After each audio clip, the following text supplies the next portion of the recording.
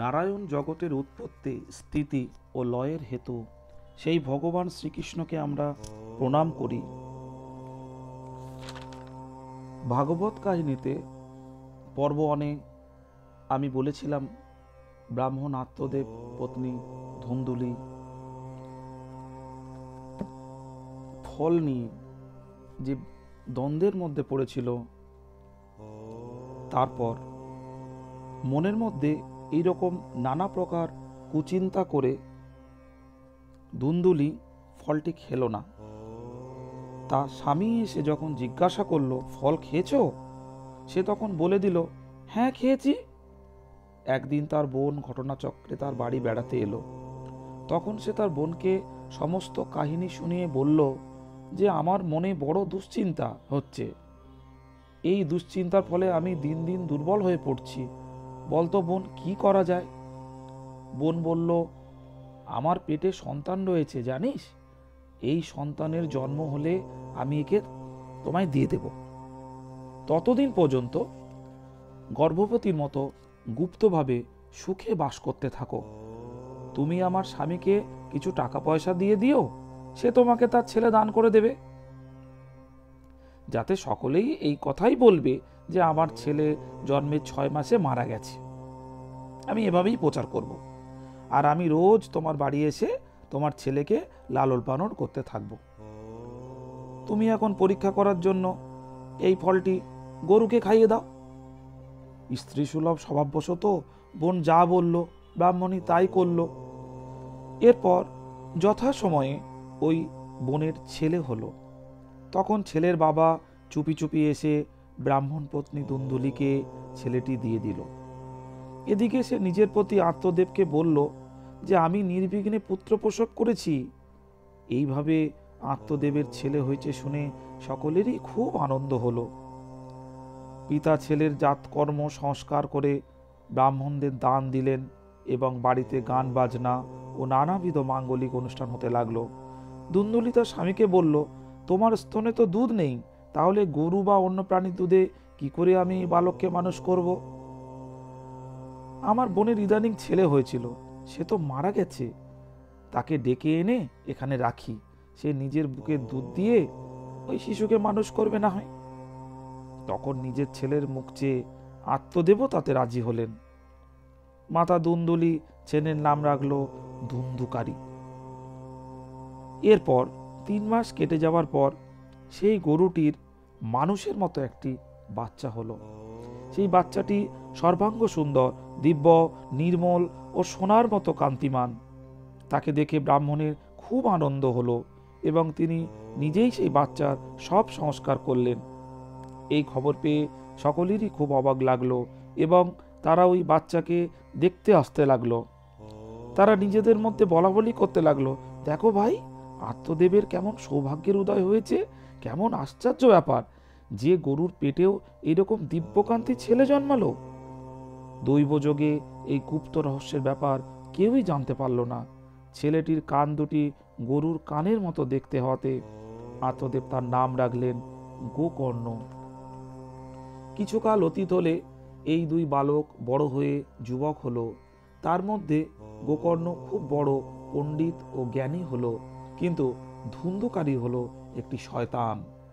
সে স্নান, শৌচাদি, ব্রাহ্মণোচিত আচরণের বিন্দুমাত্র জানত না এবং খাওয়া দাওয়ার তার কোনো বাছবিচার ছিল না। তার মধ্যে ক্রোধ অতিশয় তীব্র ছিল।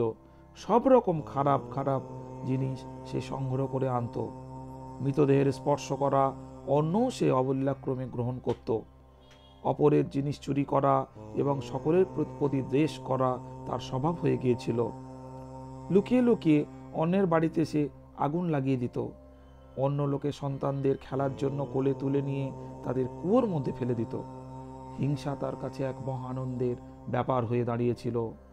সর্বদাই সে অস্ত্রশস্ত্র নিয়ে ঘোরাঘুরি করত আর দিন দুঃখী এবং অন্ধ আতুরদের অকারণে লাঞ্ছনা করত। চণ্ডালদের সাথে তার বিশেষ বন্ধুত্ব ছিল। তাদের মতো হাতে জাল নিয়ে কুকুরের পাল সাথে করে পশু পাখি শিকার করার জন্য ঘুরে বেড়াতো। বেশ্যাদের কুসঙ্গে পড়ে সে তার সমস্ত পৈতৃক সম্পত্তি উড়িয়ে দিল। একদিন বাবা মাকে মারধর করে বাড়ির সব বাসন কোসন নিয়ে চলে গেল। এইভাবে যখন সব ধন সম্পত্তি নষ্ট হয়ে গেল, তখন তার কৃপণ পিতা উচ্চস্বরে কেঁদে কেঁদে বলতে লাগলেন, এর থেকে তোর ওর মায়ের বন্ধা থাকাই ভালো ছিল। কুপুত্র তো কেবল দুঃখদায়ী হয়। আমি এখন কোথায় থাকবো, কোথায় যাব? আমার এই সংকটে কে আমাকে উদ্ধার করবে? হায়, আমার তো এমনই বিপদ হয়েছে যে আমাকে হয়তো একদিন এজন্যই প্রাণত্যাগ করতে হবে। সেই সময় পরম জ্ঞানী গোকর্ণ সেখানে এলেন এবং পিতাকে বৈরাগ্যের উপদেশ দিয়ে অনেক বোঝালেন। তিনি বললেন, হে পিতা, এই সংসার অসার, এ কেবল দুঃখময় ও মোহ উৎপন্নকারী। ছেলে কার, ধন সম্পত্তি কার? স্নেহাসক্ত মানুষ দিবারাত্র প্রদীপের মতো কেবল জ্বলতেই থাকে। সুখ তো ইন্দ্রেরও নেই, চক্রবর্তী রাজারও নেই।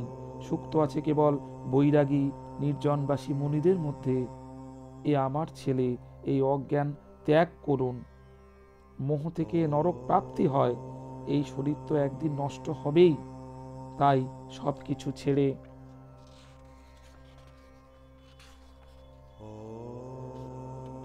বনে গিয়ে থাকুন।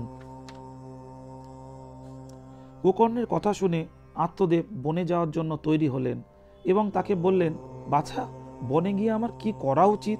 বিস্তারিতভাবে আমাকে সে কথা বলো। আমি অত্যন্ত মূর্খ। আজ পর্যন্ত কর্মবশত স্নেহপাশে বদ্ধ থেকে পঙ্গুর মতো এই সংসাররূপী অন্ধকূপেই পড়ে রয়েছি। তুমি বড়ই দয়ালু, এখান থেকে আমাকে উদ্ধার করো। গোকর্ণ বললেন, হে পিতা, এই দেহ, হাড়, মাংস আর রক্তের পিণ্ড, এর প্রতি অহং বুদ্ধি আপনি ত্যাগ করুন এবং স্ত্রী পুত্রদের ওপর কখনো মমতা করবেন না। এই সংসারকে সর্বদা ক্ষণভঙ্গুর রূপে দেখবেন। সংসারের কোনো জিনিসকে স্থায়ী মনে করে তাতে অনুরাগ করবেন না। একমাত্র বৈরাগ্য রসের রসিক হয়ে ভগবত ভক্তিতে নিরত থাকুন। ভগবত ভজনেই সর্বশ্রেষ্ঠ ধর্ম। নিরন্তর তাই নিয়ে থাকুন। অন্য যাবতীয় লৌকিক ধর্ম ত্যাগ করুন। সর্বদা সাধু ব্যক্তিদের সেবা করুন। কোনো রকম ভোগ বাসনার পাশে বদ্ধ হবেন না এবং যত তাড়াতাড়ি সম্ভব অপরের দোষগুণ বিচার করা ত্যাগ করে একমাত্র ভগবত সেবা এবং ভাগবতী কথার রসই পান করতে থাকুন। পুত্রের এই উপদেশে প্রভাবিত হয়ে আত্মদেব গৃহত্যাগ করলেন এবং বনে গমন করলেন।